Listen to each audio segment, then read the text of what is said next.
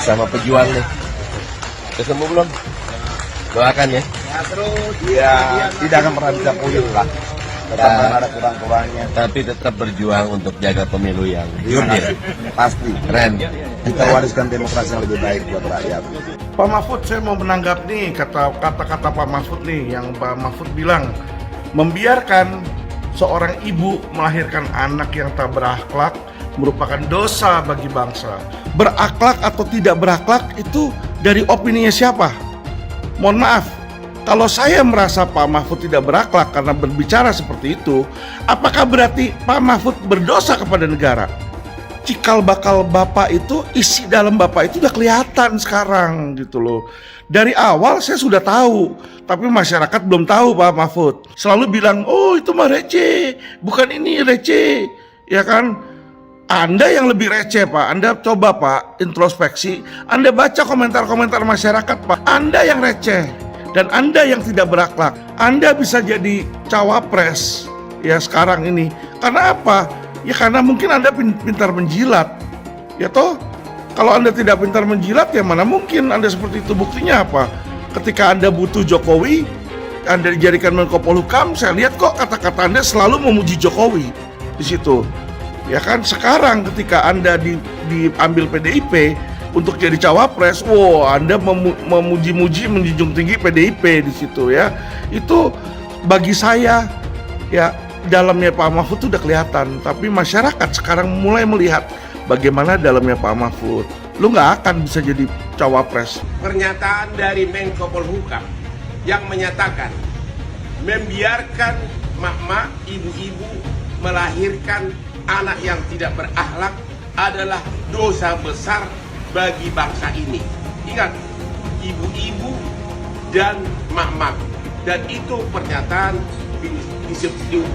diutarakan nggak lama sesudah debat dengan cawapres.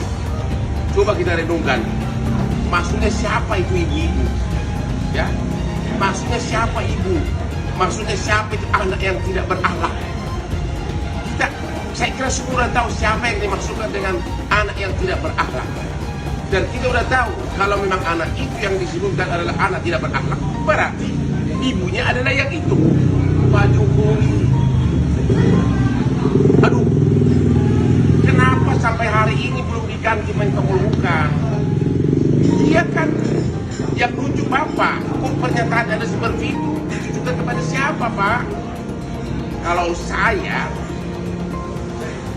Kalau itu dinyatakan kepada keluarga saya akan lapor, saya akan ambil tindakan hukum.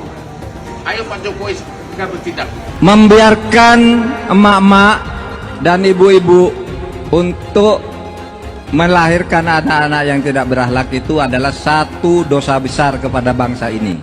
Wah, Prof, ternyata ngambeknya lama juga ya. Saya nggak menyangkal kalau misalnya buntut daripada sebuah pertanyaan bagaimana cara mengatasi greenflation akan menjadi sepanjang ini. Ketika ya Prof, ada seseorang yang menggaung-gaungkan etika tetapi dirinya sendiri tidak beretika Prof, maka saya pernah menyampaikan opini saya bahwa etika itu hanya akan menjadi omong kosong saja, hanya sebuah kata-kata yang dibicarakan tanpa ada artinya.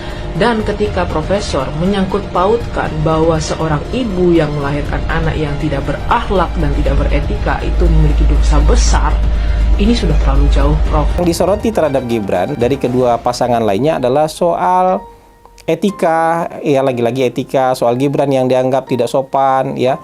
Jadi orang-orang ini lupa apa yang sudah mereka katakan, apa yang mereka sudah lakukan pada debat sebelumnya. Mas Anies nggak layak bicara soal Mas Gibran tidak punya adab, tidak punya etika ketika debat kemarin, karena Mas Anies juga melakukan hal yang kira-kira jauh lebih parah daripada itu. Kenapa kalian marah-marah terhadap apa yang dilakukan oleh Gibran kemarin? Gibran hadir memberikan kaca sama kalian. Anak sekecil itu berkelahi dengan Mahfud. Yang dulu-dulu Pak Prabowo belajar 2 orang, tidak ada yang ngomong etika. Sekarang yang tua baper sama anak kecil, cie. Yang lain kelihatannya suhu, ternyata cupu. Mas Gibran kelihatannya cupu, ternyata suhu. Coba tadi sore saya ketemu Mas Gibran di Kendal. Gak apa-apa, Gus, saya dihina. Gak apa-apa. Dulu Bung Karno mengatakan, berikan kepadaku 10 pemuda akan aku guncang dunia. Sekarang baru 1 pemuda dari Solo sudah terguncang. Nyatanya, dari debat pertama hingga saat ini, survei Pak Prabowo dan Mas Gibran konsisten naik dan hari ini berada di angka 48,5%. Artinya apa? Artinya publik, masyarakat merasa puas, merasa senang, dan merasa bahwa pilihan yang terbaik untuk melanjutkan pembangunan Pak Jokowi ke depan itu namanya Pak Prabowo dan Mas Gibran. Food estate yang dikatakan gagal. Ini ada misinformasi yang terus-menerus dihembuskan oleh salah satunya pihak 01. Tolonglah kalau tidak punya data yang pasti, janganlah memperkeruh begitu. Jadi jangan memberikan informasi yang salah, karena informasi yang salah yang dilepaskan dengan sengaja adalah fitnah. Mari kita sorot sikap Gibran pasca debat dengan rendah hati. Dia tidak hanya sekali, tapi 2 kali meminta maaf dan bahkan sampai mencium tangan sebagai tanda hormat. Ini bukan hanya soal etiket, tetapi juga sebuah langkah gentleman yang langka di dunia politik kita. Gibran menunjukkan bahwa di balik gaya ekspresifnya, dia punya hati besar untuk mengakui kesalahan dan belajar dari situ. Gaya bicaranya yang langsung dan ekspresif, tipikal anak muda, ternyata membawa angin segar di panggung debat politik. Namun, siapa sangka ekspresinya yang begitu berapi-api ternyata bisa menimbulkan salah paham, bahkan mungkin menyinggung beberapa pihak. Muda dan emosi adalah sifat manusia, tapi kebesaran hati untuk meminta maaf adalah nilai-nilai luhur budaya Indonesia yang harus dimiliki oleh pemimpin bangsa. Gibran menunjukkan hal ini malam itu, suatu yang gagal disajikan oleh kedua capres setelah memperolok Bapak Prabowo dalam debat yang lalu. Perilaku ini bukan hanya tentang sopan santun, tetapi juga tentang kedewasaan emosional dan tanggung. Saya tidak akan pernah bosan-bosan membahas hilirisasi. Dengan hilirisasi kita akan keluar dari middle income trap. Dengan hilirisasi kita akan meningkatkan nilai tambah di dalam negeri. Dengan hilirisasi kita akan membuka lapangan pekerjaan seluas-luasnya. Semua masalah ini adalah tantangan zaman now, membutuhkan solusi zaman now. Terima kasih Prof. Mahfud, Gus Muhaimin. Semoga debat malam ini memberikan gambaran tentang kemana arah bangsa ini akan melangkah. Sekali lagi, tantangan zaman now membutuhkan solusi zaman now. Tentunya anak-anak zaman now perlu lebih banyak lagi dilibatkan. Terima kasih Pak Prabowo sebagai salah satu senior dan teladan yang paling banyak melibatkan anak-anak zaman now. Langkah awal menuju Indonesia Emas, datang ke TPS, coblos nomor 2, Prabowo Gibran. Alhamdulillah saya diberi nilai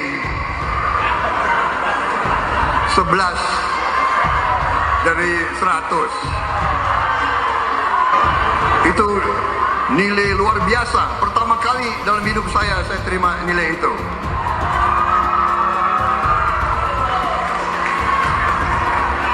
Dari orang yang saya beri kebaikan.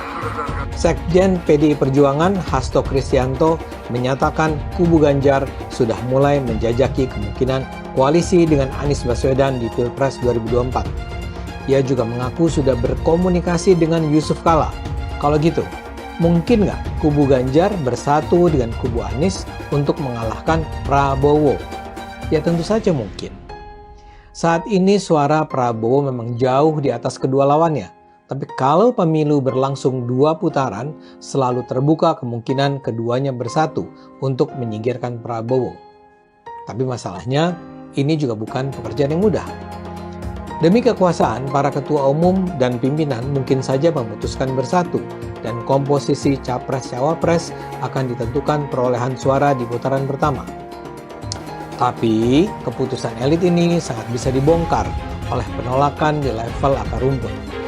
Kaum elit partai bahkan bisa dituduh sebagai pengkhianat. Hubungan pemilih PDIP dengan pemilih PKS atau dengan kubu 212, Rizik, FPI bukanlah sesuatu yang bersifat harmonis untuk jangka waktu yang lama. Bahkan di dalamnya ada muatan kebencian. Anies, Caimin, Ganjar, Mahfud. Udah deh, kalau mau kampanye, kampanye aja. Gak usah pakai nyindir. Bagian tugas kalian itu kampanye untuk mencari simpati masyarakat supaya kalian dicoblos. Gak usah pakai nyinyir karena kalian bukan akun gosip. Yang disampaikan oleh Mas Anies, sebagian besar yang disampaikan oleh Pak Ganjar itu kebohongan, itu fitnah. Saya lanjut ke Pak Anies dan ini paling banyak bohongnya, ya, paling banyak bohongnya. Ini bengis sekali nih pernyataan, bengis dan jahat, hanya untuk tujuan menjatuhkan Pak Prabowo, kemudian menggunakan data palsu dan bohong. Dan publik itu sudah mendengarkan pernyataan bohong itu. Dan sebagian publik itu sudah mengkonsumsi pernyataan bohong itu. Dan itu berbahaya. Itu pernyataan bohong yang luar biasa. Kinerja Kementerian Pertahanan. Pertanyaannya sekarang terkait dengan pertahanan, berapa skor yang Bapak berikan atas kinerja Kementerian Pertahanan yang dipimpin oleh Bapak Prabowo? Silakan Pak Ganjar. 5 juga. Skornya justru di bawah 5 Mas Ganjar. Kalau 5 itu ketinggian Pak Ganjar. Terima kasih Pak Ganjar. Anies gak usah takut. Disebut aja angkanya berapa gitu loh. Kayak saya gitu loh. Jangan di bawah 5, sebut aja berapa. 11 Mas, dari 100. Jangan hutang itu digunakan untuk kegiatan yang non-produktif. Misalnya, hutang dipakai untuk membeli alutsista bekas oleh Kementerian Pertahanan. Itu bukan sesuatu yang tepat. Justru kita harus sebaliknya kita kerjakan. Pak Anies, saya kira Pak Anies perlu belajar ekonomi lagi, ya kan? Karena beberapa hari yang lalu calon Wakil Presiden Bapak menyampaikan negara kita tidak dalam keadaan perang, sehingga untuk apa kita harus beli alat-alat perang. Tapi hari ini Bapak mengatakan Bapak setuju.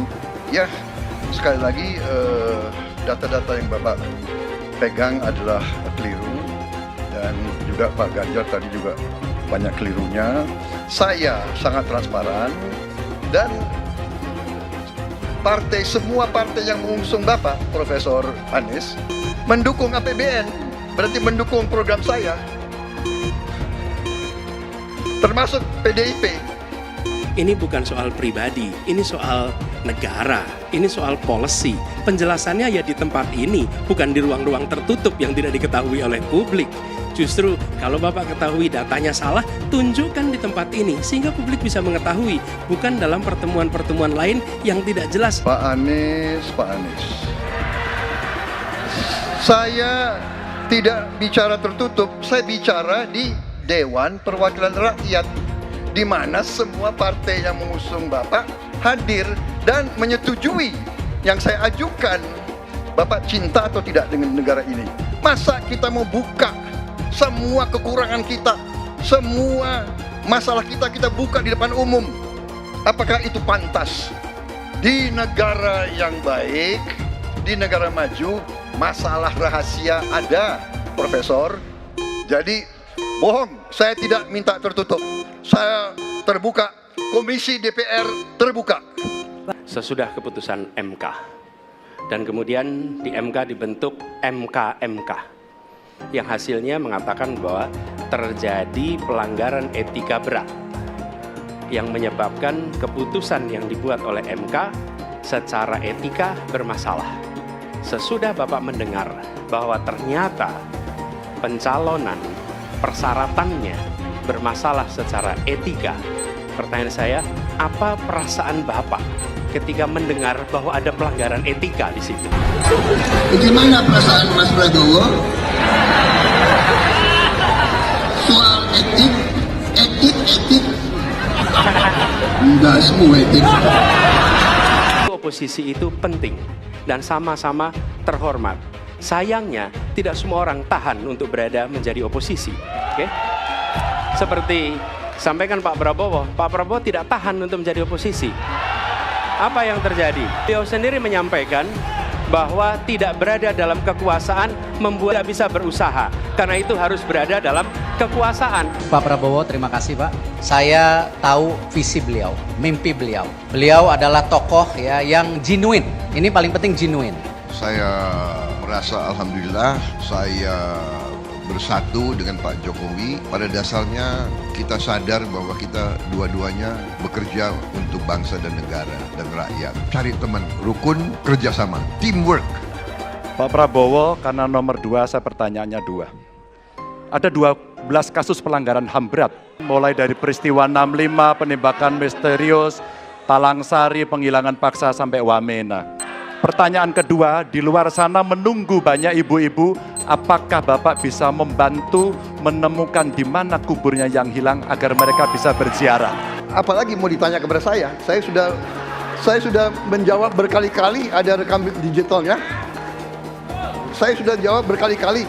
Tiap 5 tahun kalau polling saya naik, ditanya lagi soal itu.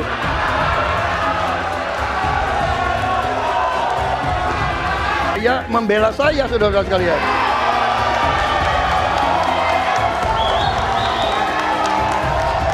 Jadi masalah HAM jangan dipolitisasi, Mas Ganjar, ya. Apa komentar Pak Prabowo terhadap putusan MK yang melahirkan MK itu? Itu aja. Ini Mahkamah Konstitusi, aturannya sudah jelas. Kita juga bukan anak kecil. Rakyat kita juga pandai, rakyat kita lihat, rakyat kita tahu. Mas Ganjar, kita tahulah ya bagaimana prosesnya, ya. Yang intervensi siapa? Ya kan? Yang intervensi siapa? Tapi intinya adalah kita tegakkan konstitusi, kita tegakkan undang-undang, kita perbaiki yang kurang sempurna, dan kita patuh kepada komitmen undang-undang itu sendiri. Kita harus membuat yudikatif kuat, dan saya berkomitmen untuk memperkuat itu. Manakala saya menerima mandat dari rakyat, saya akan memperbaiki kualitas hidup semua hakim-hakim di Republik Indonesia, semua pekerja di sekitar pengadilan, dan semua penegak hukum akan saya perbaiki kualitas hidupnya, gajinya diperbaiki, supaya mereka tidak dapat diintervensi, tidak dapat disogok, tidak dapat dikorup. Itu komitmen saya kepada rakyat Indonesia. Mohon maaf Pak Prabowo. Kelihatannya setelah ini jatahnya Pak Prabowo. Calon yang saya pilih, saya katakan di sini ya, saya yang pilih, saya yang minta, saya yang memilih. Tidak ada itu dinasti-dinastian.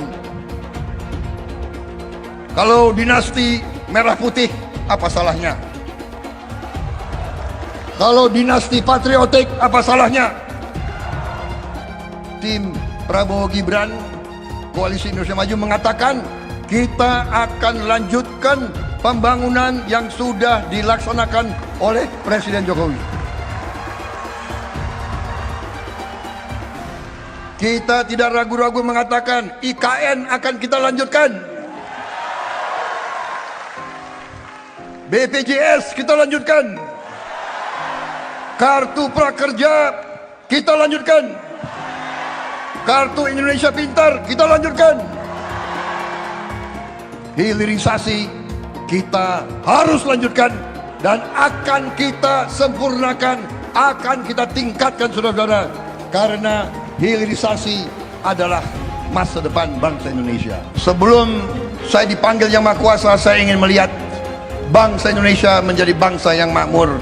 Saya tidak mau lihat ada kakek-kakek umur 70 tahun masih menarik becak untuk cari sesuap nasi. Saya ingin memberi yang terbaik untuk rakyat saya yang saya cintai.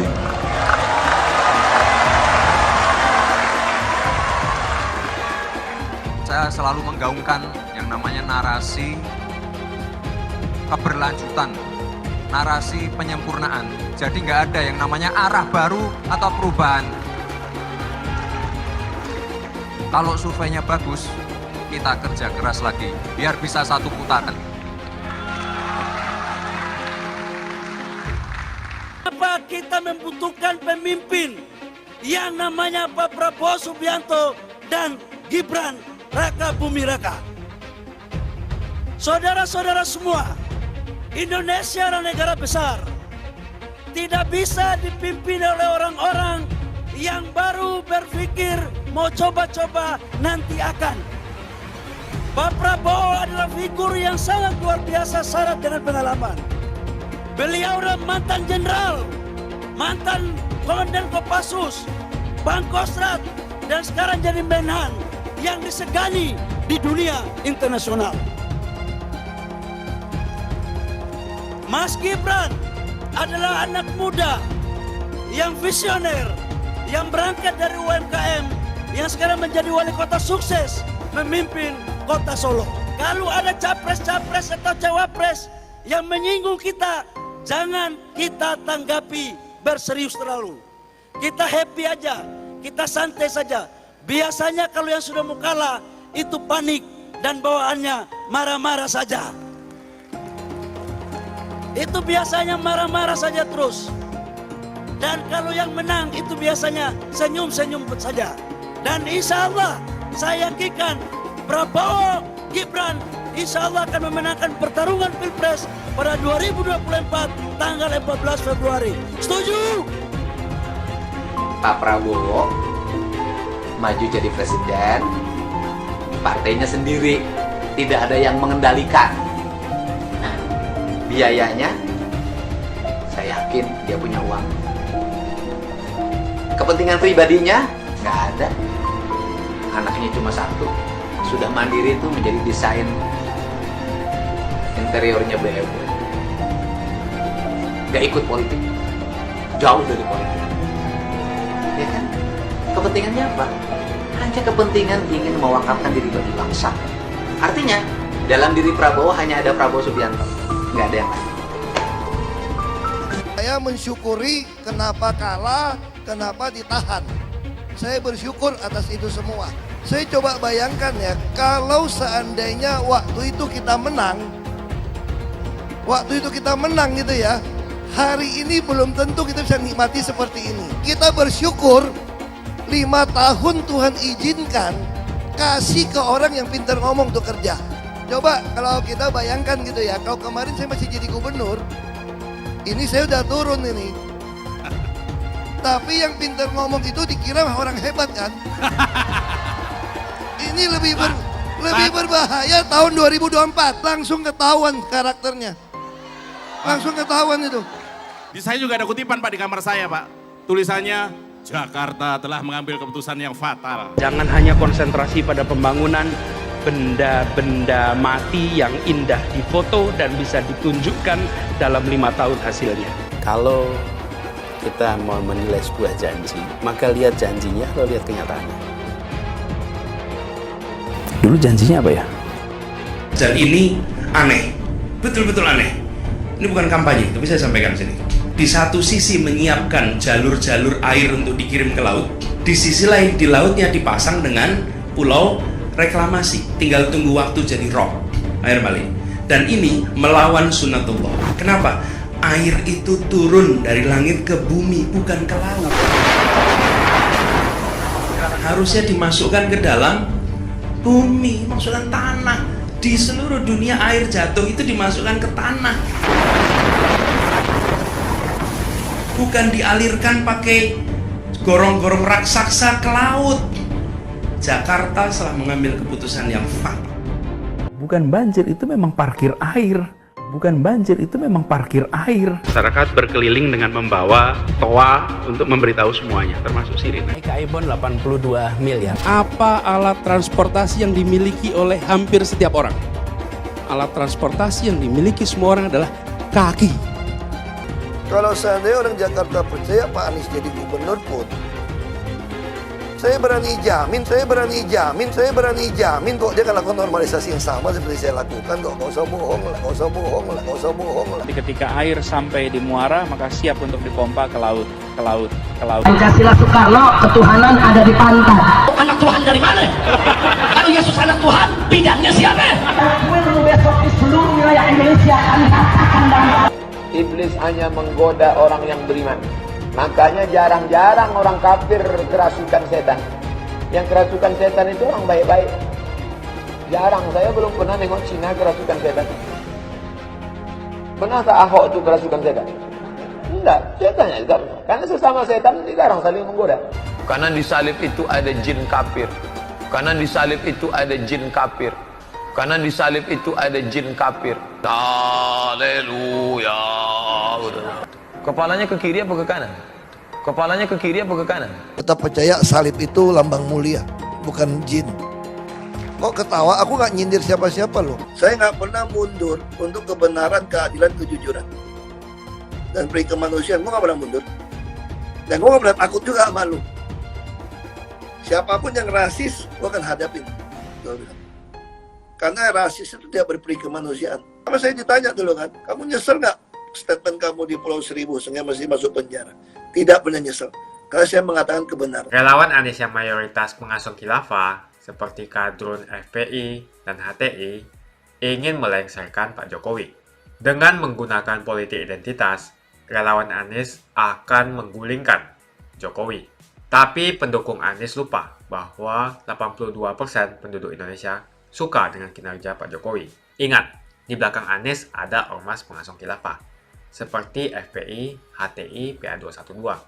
Saya yakin sebentar lagi karma Ahok akan mengejar Anies Baswedan. Situasi mendekati hari pemilihan presiden tanggal 14 Februari nanti terlihat semakin panas.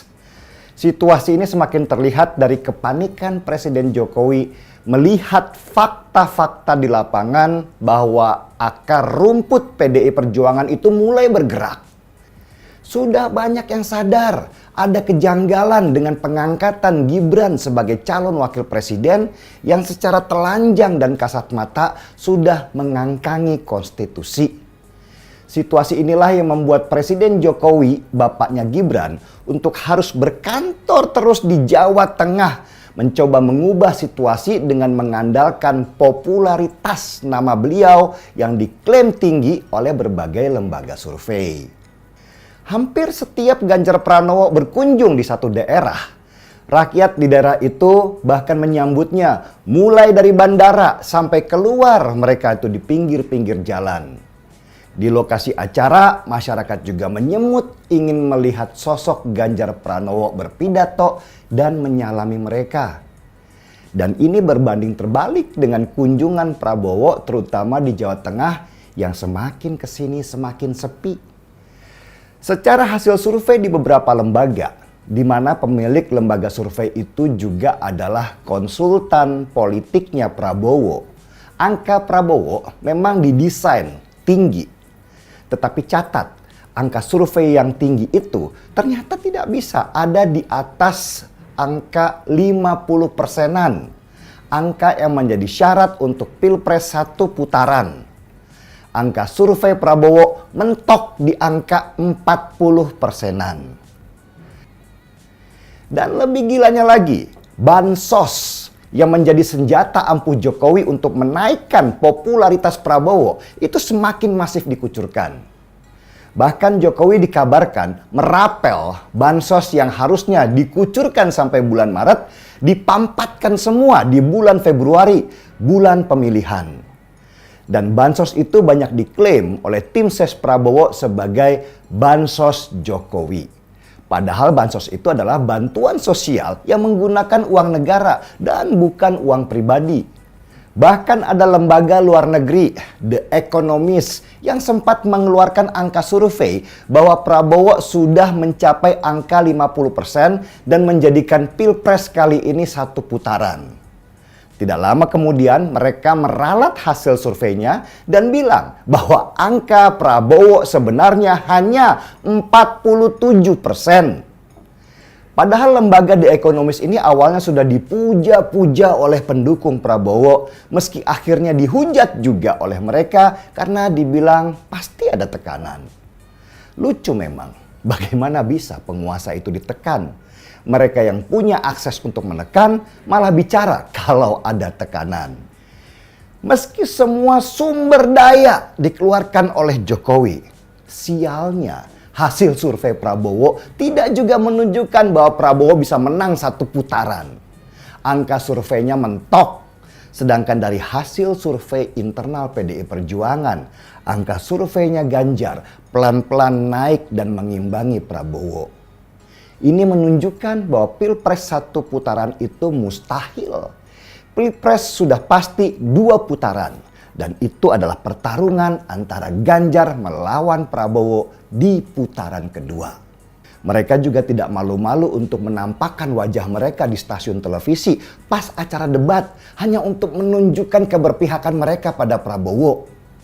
Sedangkan para menteri yang mendukung Ganjar tetap berpegang pada etika untuk tidak kampanye Ganjar Pranowo.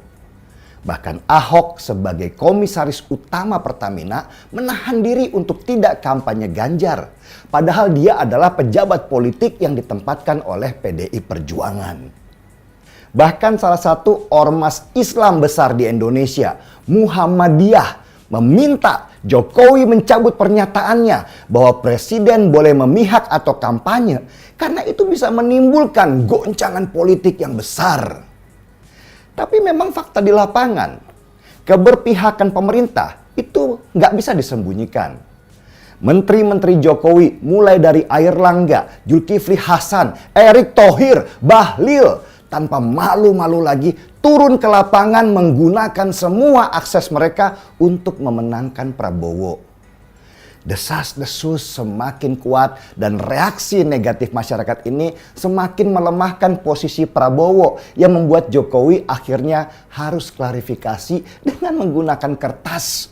Menunjukkan bahwa dia itu tidak salah bilang kalau presiden boleh berkampanye.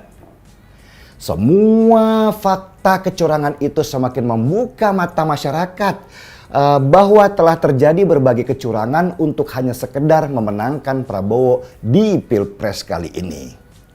Bahkan Jokowi secara tidak sadar bicara di depan publik bahwa presiden boleh berpihak dan kampanye.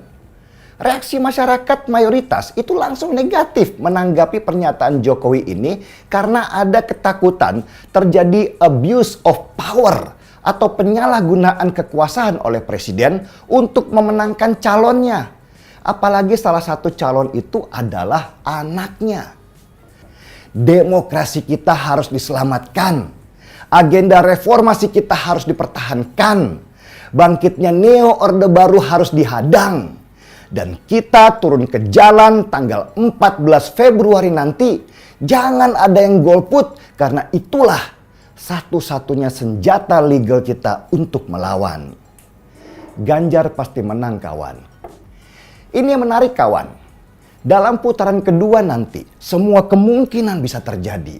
Semua angka survei di putaran pertama akan reset kembali ke nol lagi. Dan gerakan asal bukan Prabowo akan menguat.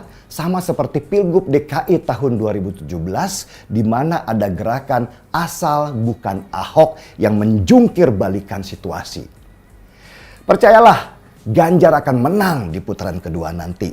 Karena dia akan menjadi simbol perlawanan melawan keserakahan rezim, kediktatoran, kesewenang-wenangan, dan pengangkangan konstitusi hanya untuk kepentingan pribadi dan kroni. Semakin dekat Pilpres, relawan Anies semakin beringas dan Anies semakin galau. Dengan menggunakan politik identitas, relawan Anies akan menggulingkan Jokowi. Relawan Anies yang mayoritas pengusung khilafah seperti kadrun FPI dan HTI ingin melengsarkan Pak Jokowi. Tapi pendukung Anies lupa bahwa 82% penduduk Indonesia suka dengan kinerja Pak Jokowi. Saya pikir kalau terjadi baku hantam, maka ada 82% yang akan menghajar kadrun pengusung khilafah itu. Nasdem pun semakin pusing melihat Anies, karena elektabilitas Anies semakin jatuh. Dan banyak kader-kader Nasdem terjerat kasus korupsi, seperti belakangan kasus korupsi BTS. Kasus korupsi 8 triliun yang dilakukan oleh kader terbaik Nasdem yaitu Johnny G. Plate, ini sangat menghantam Partai Nasdem, menteri dari Kementerian Pertanian, di mana ini juga adalah dari Partai Nasdem. Apalagi belakangan ada 120.000 kader dari Partai Nasdem pindah ke Partai Perindo. Semenjak Nasdem mengusung Anies, banyak sekali petaka yang diterima oleh Nasdem. Apakah ini merupakan karma dari Ahok Silahkan komentar di kolom komentar. Yang jelas saya tidak akan memilih Anies, karena Anies bukan pribumi yang jelas. Dan Anies juga merupakan antitesis daripada Jokowi. Antitesis artinya bertolak belakangan dengan semua kebijakan Jokowi. Anies sudah terang-terangan menyebutkan dia tidak akan melanjutkan kinerja dari Pak Jokowi. Tidak ada infrastruktur yang akan dibangun jika Anies memimpin Indonesia 5 tahun ke depan. Lagi pula Anies juga didukung oleh khilafah dan pendukung Anies dari ormas seperti FPI dan juga HTI. Apa kita mau FPI dan HTI kembali di Indonesia jika Anies memimpin? Anies adalah bapak politik identitas yang menghalalkan segala cara untuk menggapai kekuasaan, termasuk menggunakan politik identitas berbasis agama. Kita lihat di kasus Ahok. Kita sudah bisa melihat kinerja Anies selama 5 tahun di Jakarta, dan ini merupakan rekam jejak Anies Baswedan. Tidak ada satupun janji yang dipenuhi, dan tidak ada kinerja yang bisa dibanggakan. Dari DP 0%, OKOC, kelebihan bayar, Formula E, banjir, sumur resapan, jalan rusak, dan gonta-ganti nama jalan. Jadi saya rasa tagline perubahan yang diusung Anies adalah tagline merubah kata korupsi menjadi kelebihan bayar, supaya semua koruptor tidak dijerat oleh pasal korupsi. Karena mereka semua hanya melakukan kelebihan bayar. Jadi perkataan Ahok sudah terbukti, dan Jakarta sudah menjadi korban. Jangan biarkan Indonesia menjadi korban kibulan Anies Baswedan. Suara minoritas jangan lagi merasa takut untuk memilih pemimpin yang membela hak minoritas. Karena Anies jelas hanya memanfaatkan suara minoritas untuk mendapatkan suara. Ingat, di belakang Anies ada ormas pengasong khilafah, seperti FPI, HTI, PA212. Saya yakin sebentar lagi karma Ahok akan mengejar Anies Baswedan. Begitu saja opini saya hari ini. Tuliskan opini kalian tentang Anies Baswedan di kolom komentar. Dan juga tuliskan pendapat kalian tentang people power oleh relawan Anies untuk melengsarkan Pak Jokowi. Tuliskan pendapat kalian. Jika kalian siap untuk melawan people power yang digaungkan oleh relawan Anies, ayo tuliskan lawan people power di kolom komentar. Pastikan Anda semua like video ini dan bagikan video ini ke teman dan family Anda supaya mereka semua mengetahui tentang informasi ini. Tekan tombol subscribe dan bunyikan lonceng notifikasi supaya kamu tidak ketinggalan